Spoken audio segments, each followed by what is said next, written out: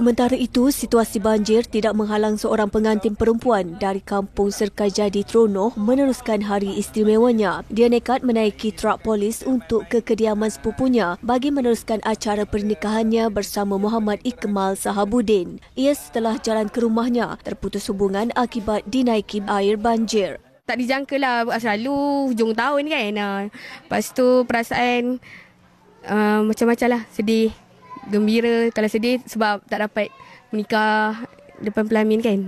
Bagi keluarganya pula, meskipun terkilan tidak dapat menganjurkan majlis di rumah sendiri, mereka tetap bersyukur ia berjalan lancar dengan kehadiran saudara mara dan kenalan rapat. Tak tahulah macam mana nak cakap pengalaman, kira kita seronok nak rumah kan. Tiba-tiba sedih pada kan. Tak tahulah. Makcik sedih pada, tapi makcik terima je lah.